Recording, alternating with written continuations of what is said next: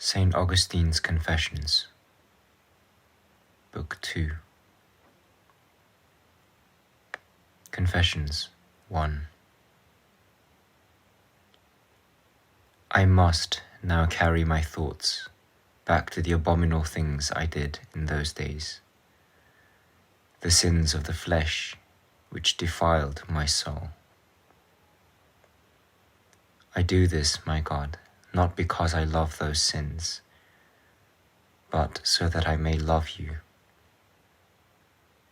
For love of your love I shall retrace my wicked ways. The memory is bitter, but it will help me to savor your sweetness, the sweetness that does not deceive, but brings real joy and never fails. For love of your love, I shall retrieve myself from the havoc of disruption which tore me to pieces when I turned away from you, whom alone I should have sought, and lost myself instead on many a different quest. For as I grew to manhood, I was inflamed with desire for a surfeit of hell's pleasures. Foolhardy as I was, I ran wild with lust that was manifold and rank. In your eyes my beauty vanished, and I was foul to the core. Yet I was pleased with my own condition and anxious to be pleasing in the eyes of men.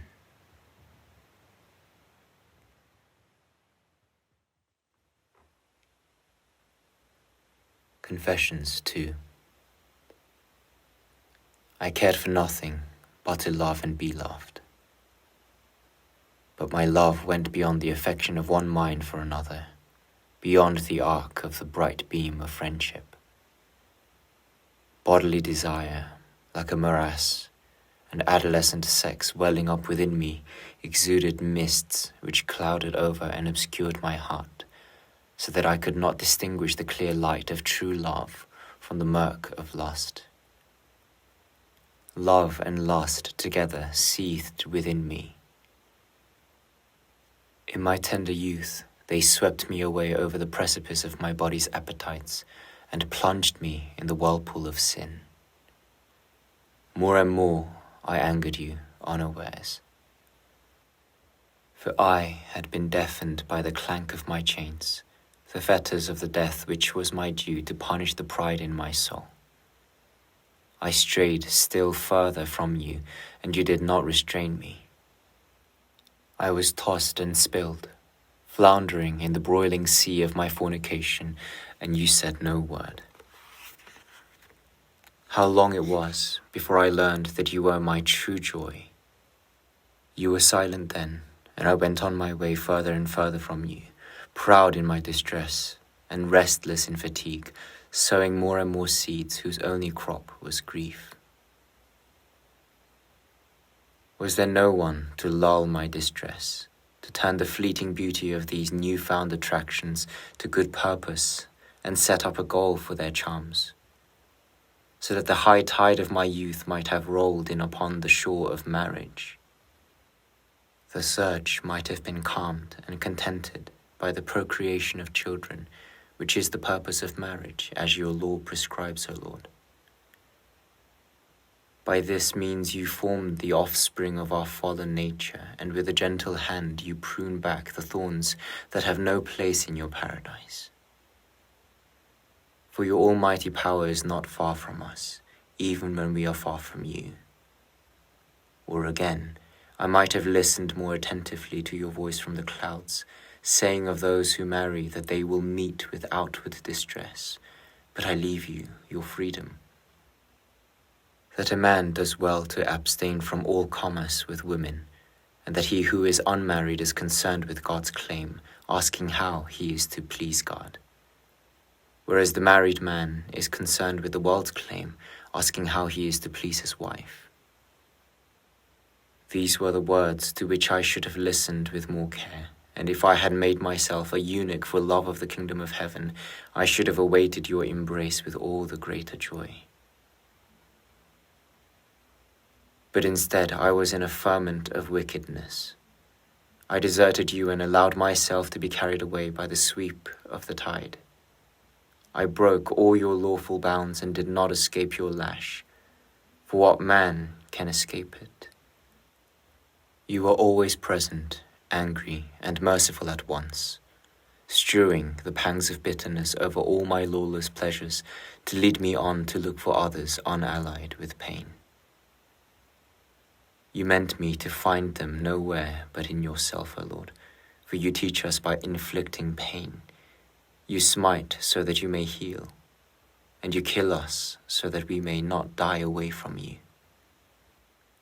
Where was I then, and how far was I banished from the bliss of your house in that 16th year of my life?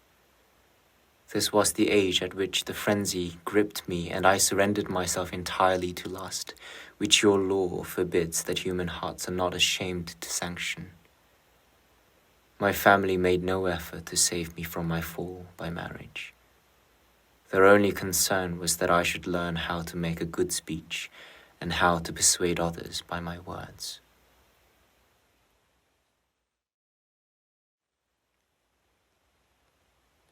Confessions 3. In the same year, my studies were interrupted. I had already begun to go to the nearby town of Medora to study literature and the art of public speaking. But I was brought back home while my father, a modest citizen of Thagast, whose determination was greater than his means, saved up the money to send me further afield to Carthage. I need not tell all this to you, my God, but in your presence I tell it to my own kind, to those other men, however few, who may perhaps pick up this book. And I tell it so that I and all who read my words may realize the depths from which we are to cry to you. Your ears will surely listen to the cry of a penitent heart which lives the life of faith. No one had anything but praise for my father who, despite his slender resources, was ready to provide his son with all that was needed to enable him to travel so far for the purpose of study. Many of our townsmen, far richer than my father, went to no such trouble for their children's sake. Yet this same father of mine took no trouble at all to see how I was growing in your sight, or whether I was chaste or not. He cared only that I should have a fertile tongue, leaving my heart to bear none of your fruits, my God, though you are the only master, true and good, of its husbandry. In the meanwhile, during my 16th year, the narrow means of my family obliged me to leave school and live idly at home with my parents. The brambles of lust grew high above my head, and there was no one to root them out, certainly not my father. One day, at the public baths, he saw the signs of active virility coming to life in me, and this was enough to make him relish the thought of having grandchildren. He was happy to tell my mother about it, for his happiness was due to the intoxication which causes the world to forget you, its creator, and to love the things you have created instead of loving you, because the world is drunk with invisible wine of its own perverted, earthbound will. But in my mother's heart you had already begun to build your temple and laid the foundations of your holy dwelling, while my father was still a catechumen, and a new one at that. So in her piety she became alarmed and apprehensive, and although I had not yet been baptized, she began to dread that I might follow in the crooked path of those who do not keep their eyes on you, but turn their backs instead. How presumptuous it was of me to say that you were silent, my God, when I drifted further and further away from you. Can it be true that you said nothing to me at that time? Surely the words which rang in my ears, spoken by your faithful servant, my mother, could have come from none but you. Yet none of them sank into my heart to make me do as you said. I well remember what her wishes were, and how she most earnestly warned me not to commit fornication, and above all not to seduce any man's wife. It all seemed womanish advice to me, and I should have blushed to accept it. Yet the words were yours, though I did not know it. I thought that you were silent and that she was speaking, but all the while you were speaking to me through her, and when I disregarded her, your handmaid, I was disregarding you, though I was both her son and your servant. But I did this unawares and continued headlong on my way. I was so blind to the truth that among my companions I was ashamed to be less dissolute than they were. For I heard them bragging of their depravity, and the greater the sin, the more they gloried in it, so that I took more pleasure in the same vices, not only for the enjoyment of what I did, but also for the applause I won. Nothing deserves to be despised more than vice. Yet I gave in more and more to vice simply in order not to be despised. If I had not sinned enough to rival other sinners, I used to pretend that I had done things I had not done at all, because I was afraid that innocence would be taken for cowardice, and chastity for weakness. These were the companions with whom I walked the streets of Babylon. I wallowed in its mire as if it were made of spices and precious ointments, and to fix me all the faster in the very depths of sin, the unseen enemy trod me underfoot and enticed me to himself, because I was an easy prey for his seductions. For even my mother, who by now had escaped from the center of Babylon, though she still loitered in its outskirts, did not act upon what she had heard about me from her husband with the same earnestness as she had advised me about chastity. She saw that I was already infected with a disease that would become dangerous later on, but if the growth of my passions could not be cut back to the quick, she did not think it right to restrict them to the bounds of married love. This was because she was afraid that the bonds of marriage might be a hindrance to my hopes for the future, not of course the hope of the life to come, which she reposed in you, but my hopes of success at my studies. Both my parents were unduly eager for me to learn. My father because he gave next to no thought to you and only shallow thought to me, and my mother because she thought that the usual course of study would certainly not hinder me, but would even help me in my approach to you. To the best of my memory, this is how I construe the characters of my parents.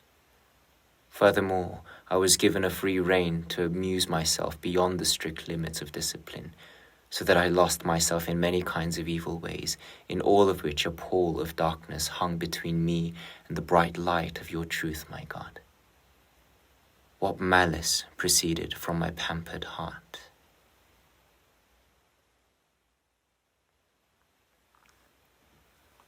Confessions 4. It is certain, O Lord, that theft is punished by your law, the law that is written in men's hearts and cannot be erased, however sinful they are. For no thief can bear that another thief should steal from him, even if he is rich and the other is driven to it by want. Yet I was willing to steal, and steal I did, although I was not compelled by any lack, unless it were the lack of a sense of justice or a distaste for what was right, and a greedy love of doing wrong. For of what I stole I already had plenty, and much better at that, and I had no wish to enjoy the things I coveted by stealing, but only to enjoy the theft itself and the sin. There was a pear tree near our vineyard, loaded with fruit that was attractive neither to look at nor to taste. Late one night, a band of ruffians, myself included, went off to shake down the fruit and carry it away, for we had continued our games out of doors until well after dark, as was our pernicious habit. We took away an enormous quantity of pears, not to eat them ourselves, but simply to throw them to the pigs. Perhaps we ate some of them, but our real pleasure consisted in doing something that was forbidden. Look into my heart, O God, the same heart on which you took pity when it was in the depths of the abyss. Let my heart now tell you what prompted me to do wrong, for no purpose, and why it was only my own love of mischief that made me do it. The evil in me was foul, but I loved it. I loved my own perdition and my own faults, not the things for which I committed wrong, but the wrong itself. My soul was vicious and broke away from your safekeeping to seek its own destruction, looking for no profit in disgrace, but only for disgrace itself.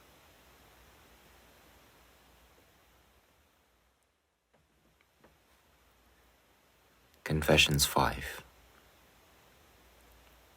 The eye is attracted by beautiful objects, by gold and silver and all such things.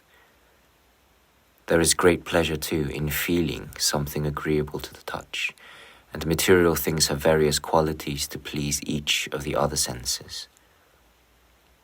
Again, it is gratifying to be held in esteem by other men and to have the power of giving them orders and gaining the mastery over them. This is also the reason why revenge is sweet.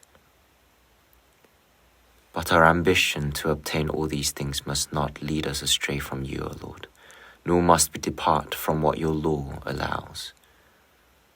The life we live on earth has its own attractions as well, because it has a certain beauty of its own in harmony with all the rest of this world's beauty. Friendship among men, too, is a delightful bond, uniting many souls in one. All these things and their like can be occasions of sin, because good though they are of the lowest order of good. And if we are too much tempted by them, we abandon those higher and better things, your truth, your law, and you yourself, O Lord our God. For these earthly things too can give joy, though not such joy as my God who made them all can give, because honest men will rejoice in the Lord, upright hearts will not boast in vain. When there is an inquiry to discover why a crime has been committed, normally no one is satisfied until it has been shown that the motive might have been either the desire of gaining or the fear of losing, one of those good things which I said were of the lowest order. For such things are attractive and have beauty, although they are paltry trifles in comparison with the worth of God's blessed treasures. A man commits murder and we ask the reason. He did it because he wanted his victim's wife or estates for himself, or so that he might live on the proceeds of robbery, or because he was afraid that the other might defraud him of something, or because he had been wronged and was burning for revenge. Surely no one would believe that he would commit murder for no reason but the sheer delight of killing. Sallust tells us that Catiline was a man of insane ferocity, who chose to be cruel and vicious without apparent reason. But we are also told that his purpose was not to allow his men to lose heart or waste their skill through lack of practice. If we ask the reason for this, it is obvious that he meant that once he had made himself master of the government by means of this continual violence, he would obtain honor, power, and wealth, and would no longer go in fear of the law because of his crimes or have to face difficulties through lack of funds. So even Catiline did not love crime for crime's sake. He loved something quite different, for the sake of which he committed his crimes.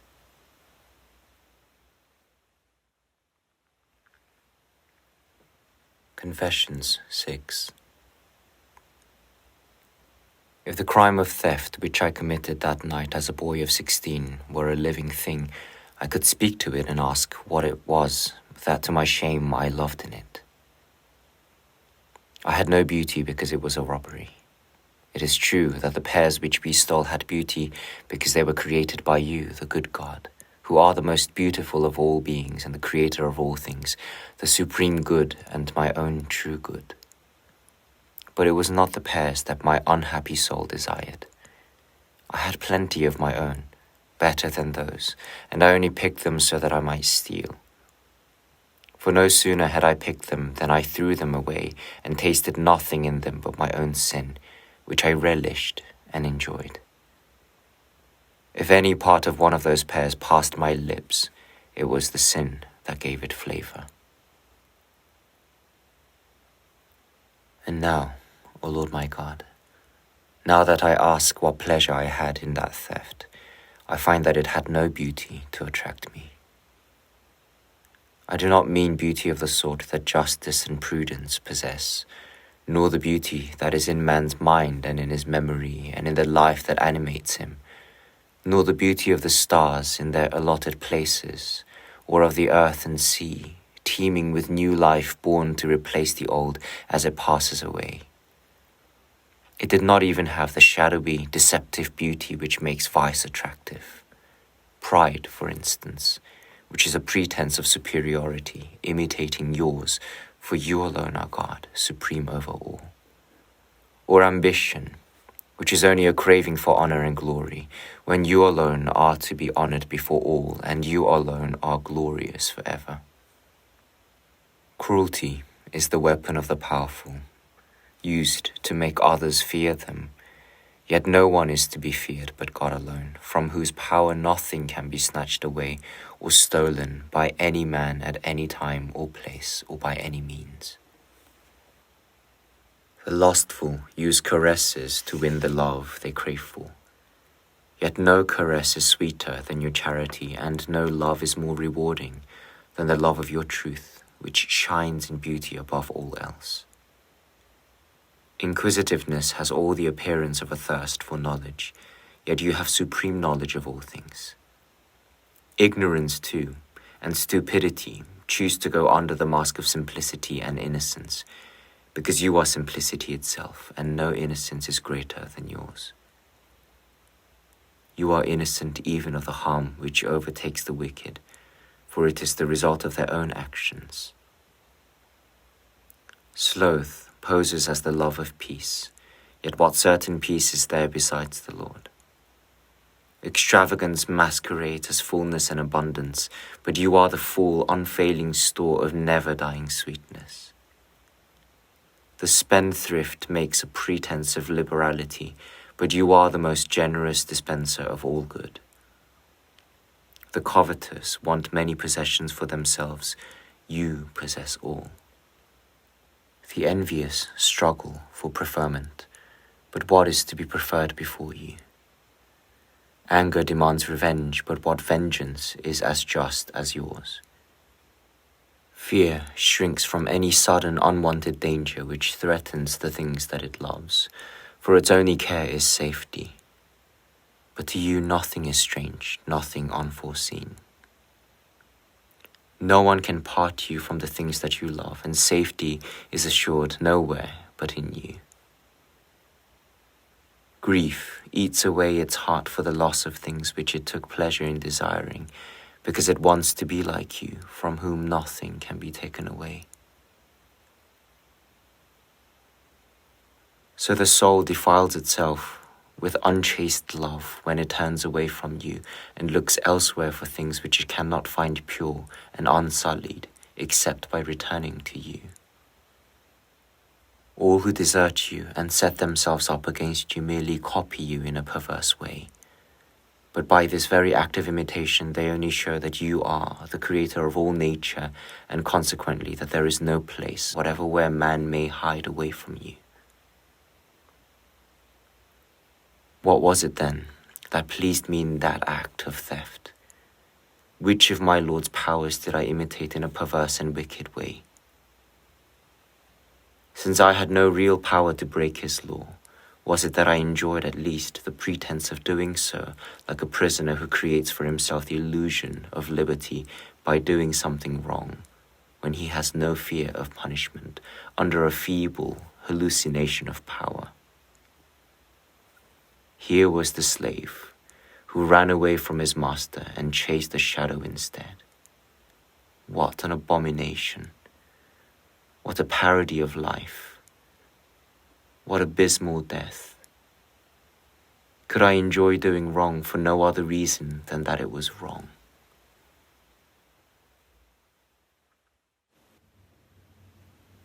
Confessions 7. What return shall I make to the Lord for my ability to recall these things with no fear in my soul? I will love you, Lord, and thank you and praise your name, because you have forgiven me such great sins and such wicked deeds. I acknowledge that it was by your grace and mercy that you melted away my sins like ice. I acknowledge, too, that by your grace I was preserved from whatever sins I did not commit. For there was no knowing what I might have done, since I loved evil even if it served no purpose. I avow that you have forgiven me all, both the sins which I committed of my own accord and those which by your guidance I was spared from committing. What man who reflects upon his own weakness can dare to claim that his own efforts have made him chaste and free from sin, as though this entitled him to love you the less, on the ground that he had less need of the mercy by which you forgive the sins of the penitent? There are some who have been called by you, and because they have listened to your voice, they have avoided the sins which I here record and confess for them to read.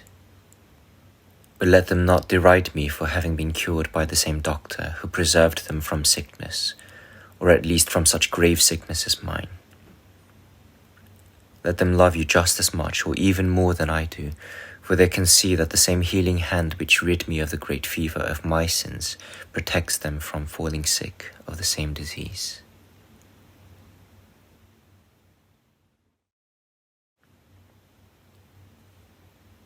Confessions 8. It brought me no happiness, for what harvest did I reap from acts which now make me blush, particularly from that act of theft. I loved nothing in it except the thieving, though I cannot truly speak of that as a thing that I could love, and I was only the more miserable because of it. And yet, as I recall my feelings at the time, I am quite sure that I would not have done it on my own. Was it then that I also enjoyed the company of those with whom I committed the crime? If this is so, there was something else I loved besides the act of theft, but I cannot call it something else because companionship, like theft, is not a thing at all. No one can tell me the truth of it except my God, who enlightens my mind and dispels its shadows. What conclusion am I trying to reach from these questions and this discussion? It is true that if the pears which I stole had been to my taste, and if I had wanted to get them for myself, I might have committed the crime on my own if I had needed to do no more than that to win myself the pleasure. I should have had no need to kindle my glowing desire by rubbing shoulders with a gang of accomplices. But as it was not the fruit that gave me pleasure, I must have got it from the crime itself, from the thrill of having partners in sin.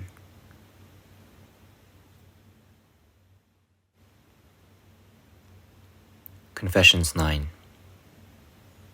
How can I explain my mood? It was certainly a very vile frame of mind and one for which I suffered. But how can I account for it? Who knows his own frailties? We were tickled to laughter by the prank we had played, because no one suspected us of it, although the owners were furious. Why was it then that I thought it fun not to have been the only culprit?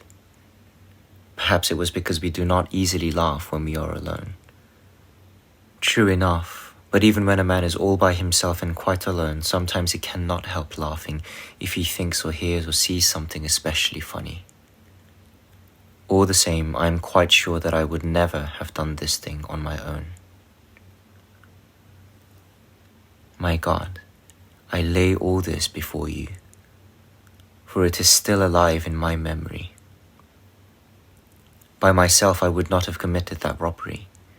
It was not the takings that attracted me, but the raid itself, and yet to do it by myself would have been no fun, and I should not have done it. This was friendship of a most unfriendly sort, bewitching my mind in an inexplicable way.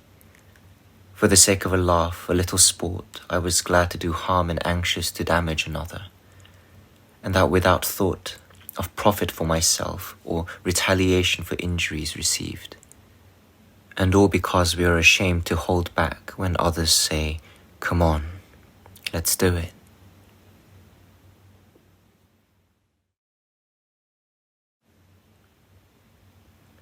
Confessions 10.